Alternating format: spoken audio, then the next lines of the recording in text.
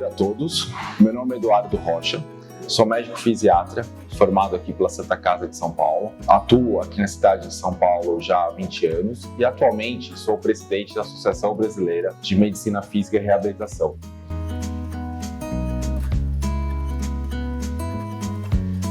O AVC, o acidente vascular cerebral, é uma doença extremamente importante e popularmente conhecida por outros nomes, sendo o mais conhecido de todos o derrame. Então, o derrame e o acidente vascular cerebral, também chamado de AVC, e em alguns casos acidente vascular encefálico, quer dizer a mesma coisa. Eles acontecem quando você tem uma lesão de falta de sangue em alguma região do seu cérebro ou em alguma parte do córtex e do seu encéfalo. Também engloba o cerebelo e outras partes. Mas a grande maioria acontece dentro do cérebro por falta de suprimento sanguíneo. E essa falta de suprimento sanguíneo pode ocorrer seja por um entupimento de um dos vasos, que geralmente acontece por trombos ou por placas de colesterol, placas de gordura que impedem o fluxo de sangue chegar no cérebro, que também é chamado de AVC isquêmico ou os derrames isquêmicos, ou por quando você tem um quadro de pressão muito alta, um aneurisma, que você tem a ruptura de um pequeno vaso dentro do seu cérebro, que é considerado o AVC-H ou AVC hemorrágico. Então, essas duas formas são as causas mais conhecidas de AVC que as pessoas podem ter durante a sua vida.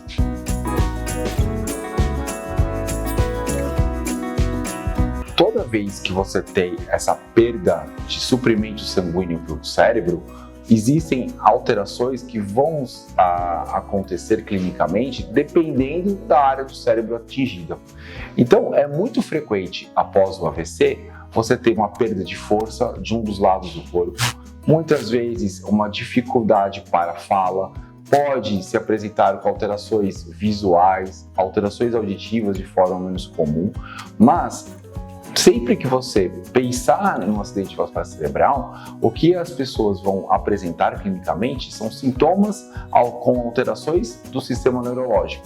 Frequentemente, perda de força em alguma região do corpo ou uma dificuldade muito grande para raciocínio ou para fala, normalmente. Então, é importante lembrarmos dos sinais mais precoces do AVC, que são as dificuldades para levantar o braço, caminhar, falar e muitas vezes até inclusive da musculatura da face.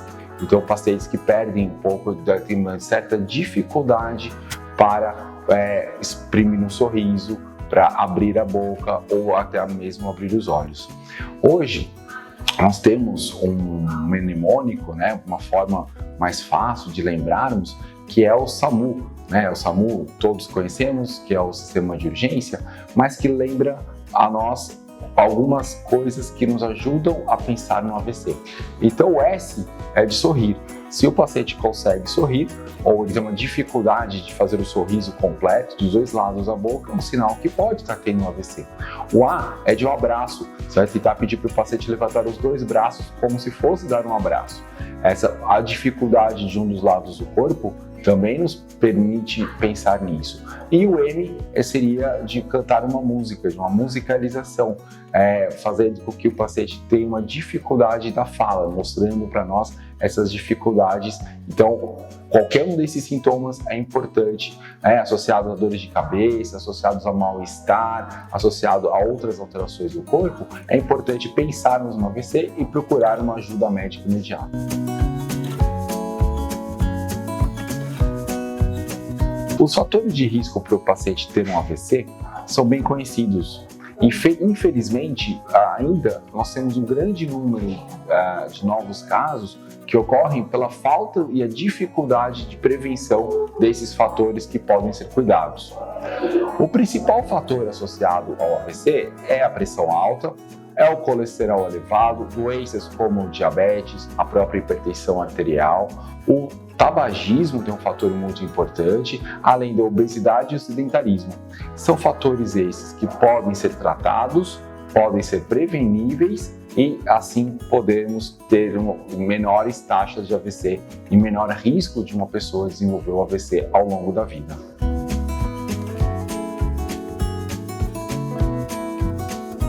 quando você tiver qualquer sintoma neurológico, qualquer dificuldade para fazer uma das atividades, seja falar, seja um movimento, seja um raciocínio, é fundamental que o paciente procure uma assistência médica imediata. Ele tem que procurar o pronto-socorro mais próximo da sua casa, assistência médica, pois somente após alguns exames, após uma avaliação clínica bem feita, a gente pode ter certeza que esse paciente não esteja tendo um AVC. Então, quanto antes a procura, melhor a chance de recuperação funcional e melhor formas de tratamento a gente tem. Então, é fundamental que no aparecimento desses primeiros sintomas diferentes, as primeiras sensações estranhas, o paciente procure um pronto-socorro mais próximo da sua casa para uma assistência médica imediata.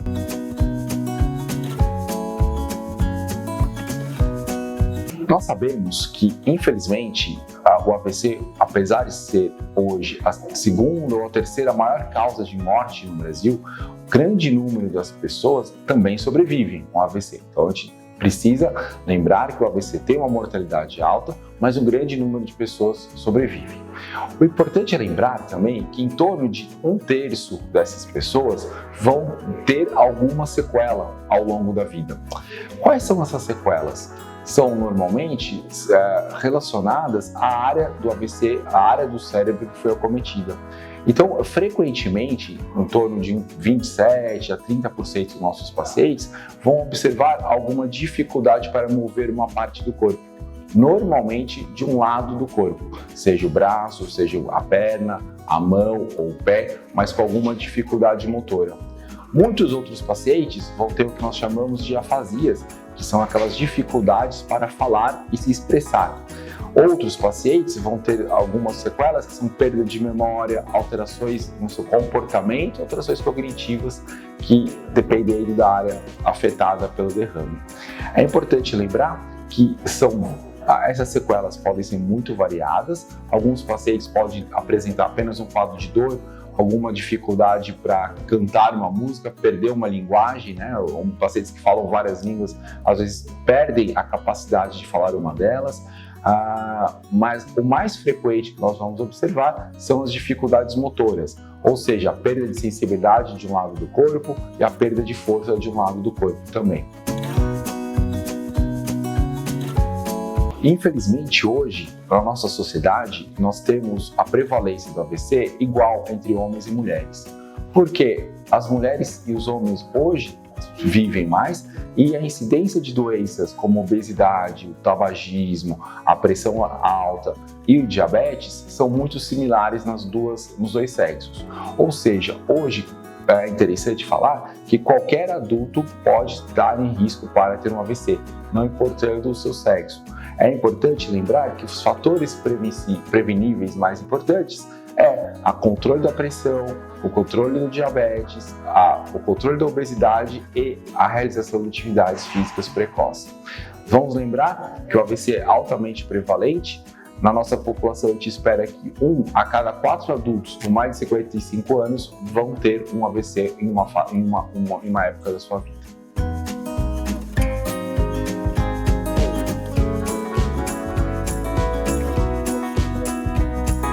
Existem vários tipos de tratamento para o AVC, principalmente nas fases iniciais até as fases mais tardias. Nas fases iniciais, hoje nós vivemos um momento que existem vários tipos de tratamento que ajudam a recuperar o fluxo sanguíneo para o cérebro. Por isso é tão importante o atendimento imediato desses pacientes. Por sorte, nós temos acesso a esses tratamentos tanto no SUS quanto no mercado privado. E é interessante que, apesar do SUS ter suas dificuldades, existem vários lugares no Brasil descentralizados que têm acesso às melhores formas de tratamento para um AVC, seja público, seja privado ou por convênio. Após o AVC e após a instalação dessas dificuldades, das sequelas motoras ou outras sequelas, existe então uma outra grande gama de tratamentos, que é o que nós chamamos de reabilitação. É quando o paciente tem a alta do hospital e vai iniciar o processo de retomada às suas atividades prévias, ou a melhora dessas atividades, um treino para um ganho de capacitação funcional para que ele consiga voltar a ter suas atividades de forma mais ativa e adequada. E essa forma de reabilitação também está disponível no nosso país, tanto pelo serviço público quanto pelos serviços conveniados e privados também. A sequela mais frequente que nós observamos são as dificuldades de mover um lado do corpo. São as perdas de mobilidade no lado do corpo. Então, frequentemente, o que nós vemos após um AVC? Pessoas que tiveram AVC têm uma dificuldade de fazer uma movimentação voluntária, seja do braço, seja da sua perna, seja dos dois, às vezes até da musculatura da face, associado a um aumento da rigidez daquela região, que é o que a gente chama de espasticidade. Então é extremamente frequente aparecer junto ao AVC. Além disso, é frequente também alterações na sensibilidade. O lado afetado muitas vezes tem uma diminuição da parte sensitiva, às vezes ao toque, às vezes a diferentes temperaturas, às vezes a dor. Então, é uma região que acaba se sentindo mais dor do que o lado não afetado, e entre outras. Também é frequente as dificuldades para a fala, as dificuldades muitas vezes para se expressar. Então o paciente muitas vezes sabe o nome das pessoas, sabe o nome do que ele quer falar, mas ele tem uma dificuldade para se expressar. Outros pacientes têm uma dificuldade para entender o que lhe é pedido. São menos comuns, menos de 10% dos pacientes, mas eles também ficam com essas dificuldades. Outra sequela comum, outra dificuldade comum, às vezes é dificuldade para engolir. Então a dificuldade para engolir, ela acaba sendo atrapalhando muito, porque impede o paciente a se alimentar direito. Outra dificuldade frequente também, principalmente nas fases iniciais, é a perda do controle sobre a capacidade de urinar e defecar de forma autônoma. Então muitas vezes o paciente fica dependente de uso de fraldas e outros recursos, porque ele não consegue ter um controle tanto urinário quanto intestinal de forma adequada.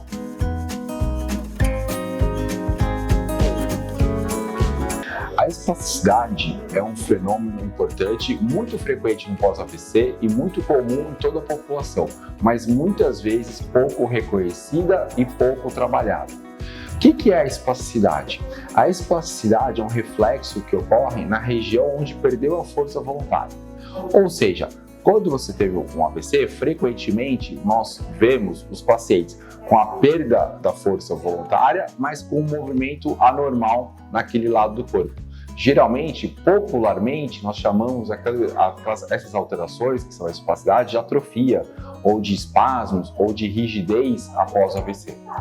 Infelizmente, grande parte da nossa população entende que essas alterações são normais e comuns após o AVC e que fazem parte do próprio quadro do paciente. Mas essa espasticidade é um movimento involuntário. E sendo esse movimento involuntário, muitas vezes atrapalha e dificulta o próprio movimento, o resquício de movimento que o paciente tem. Então ele impede que o paciente consiga fazer um movimento voluntário de forma adequada, ele causa dor, ele dificulta a higiene e dificulta o posicionamento desse paciente. A espasticidade normalmente começa a aparecer nos primeiros 3 dias após o AVC. Então normalmente o paciente sim sai do hospital com alguns grau de espasticidade, esse grau de atrofia que vai piorando ou aumentando geralmente nos primeiros 3 meses após o AVC. Então a gente sabe que é um processo constante e evolutivo, esse da espasticidade. E lembrar que a espasticidade nada mais, nada menos é que é aquele aumento da resistência do músculo contra o movimento involuntário. Então é frequente nós vemos em torno de 27% a 33%, ou seja, quase 1/3 dos pacientes que tiveram um AVC tem algum grau de espasticidade. Às vezes ela é mais leve, às vezes ela é mais intensa, mas é aquilo que a gente chama de atrofia, é aquela dificuldade de posicionar a parte do corpo afetada, muitas vezes de abrir uma mão, de levantar o punho, de esticar o braço ou posicionar o tornozelo de forma adequada. Então é importante lembrar que o paciente sim já pode sair com algum grau de espasticidade desde os primeiros dias após o seu derrame, mas é importante ficar atento que é uma sequela que pode ser tratada para diminuir as suas outras dificuldades. Sabemos que pacientes mais rígidos, mais espásticos, caem mais, têm mais dificuldade para higiene, usam mais fralda, então tem mais infecções de urina e também ficam mais acamados, aumentando o risco de pneumonias e dificuldades maiores para engolir. Então a espasticidade também está relacionada com fatores negativos a médio e longo prazo. A espasticidade deve sempre ser tratada quando ela interfere em alguma função. Se a gente percebe que a espasticidade está dificultando o paciente ficar em pé, dificultando caminhar ou dificultando o uso do membro superior, atividades da mão, de segurar um objeto, de escovar o dente, de conseguir pegar um talher, é fundamental o tratamento. Porque o tratamento dela faz com que você consiga aumentar o seu movimento voluntário. Então a gente tem que diminuir esse reflexo, esse excesso de contração muscular indesejada para melhorar a dor, para melhorar a funcionalidade do nosso paciente. Muitas vezes a espasticidade é tão intensa que dificulta inclusive o vestuário de peças de roupa. Fica difícil de pôr uma camisa, fica difícil de pôr uma calça, inclusive. Então a espasticidade ela deve ser tratada sempre que ela interfere com alguma atividade do paciente no seu tratamento reabilitacional. O tratamento da espasticidade é basicamente realizado com exercícios, através da fisioterapia, da terapia ocupacional e até na fonoaudiologia, que muitas vezes também traz exercícios que ajudam a controlar esses fenômenos espásticos. Mas de 30 anos para cá, quando se desenvolveu outras medicações para o controle da espasticidade, ela ficou mais fácil acesso e um controle melhor. A maior parte dos medicamentos para espasticidade são medicamentos que se tomam por boca, que acabam levando um pouco de sono como efeito colateral. Eles relaxam o músculo, mas relaxam a pessoa como um todo. E isso, no primeiro momento, quando o paciente tem o AVC, não é tão salutar. Porque quando o paciente tem mais sono, ele vai ter dificuldade também para realizar os seus exercícios, a realizar uma fisioterapia adequada, de forma adequada e os exercícios que necessitam de atenção e concentração. Então, há 20, 30 anos para cá, o uso da toxina botulínica é um tratamento interessante porque, através da toxina botulínica, nós conseguimos diminuir a espasticidade no músculo que a gente deseja, sem os efeitos colaterais no resto do corpo, ou seja, sem dar sonolência, sem atrapalhar outras áreas do corpo que estão funcionando de forma adequada, inclusive o lado são. Então, a toxina botulínica tem um papel importante na ajuda do controle para potencializar a reabilitação. A toxina botulínica hoje nós sabemos que diminui dor, facilita o ganho de algum movimento, mas principalmente ela facilita o treino de fisioterapia, o treino na terapia ocupacional, que faz com que esse paciente tenha um rendimento melhor e uma resposta melhor no seu tratamento como um todo.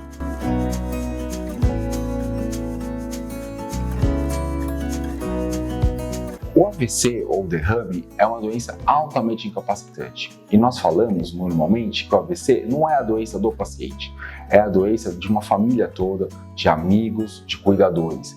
Porque frequentemente após um AVC, o paciente precisa de muitos cuidados, ele precisa de um cuidador junto com ele, ele precisa de alguém, ou seja, alguém da família ou alguém contratado pela família que vai ter um custo maior. Nós sabemos que muitos pacientes nessa fase pós-AVC deixam de trabalhar, deixam de ter o seu rendimento, fazendo com que toda a família sinta dificuldades em relação a isso. Então, o importante quando a gente pensa no AVC é dar a estrutura para essa família, dar a estrutura para o cuidador e seu paciente a buscar formas de reabilitação mais rápidas possíveis para que eles consigam retomar um pouco mais as suas atividades, para diminuirmos as sequelas. O nosso foco é aproveitar os primeiros meses após o AVC, logo os primeiros dias após o AVC, para estimular esse cérebro afetado a fazer novas conexões, novas reconexões, para que ele consiga recuperar, se não o todo, pelo menos alguma parte das suas capacidades funcionais. Então é muito importante que o paciente esteja orientado que após o AVC a vida dele vai ficar mais complexa, vai ter umas dificuldades, mas que são passíveis de tratamento. Muitos de nós falamos, poxa, ele teve o AVC, ele está vivo, que bom, ele sobreviveu. Essa é uma parte mais importante, sem dúvida, mas o cuidado desse paciente logo após e a longo prazo é fundamental para que ele tenha uma qualidade de vida melhor. Então nós vamos trabalhar não só com a sobrevivência, mas devolver um pouco mais de qualidade de vida sempre que necessário, sempre que possível, para o paciente e para o seu cuidador e para a sua família e a sociedade onde ele vive.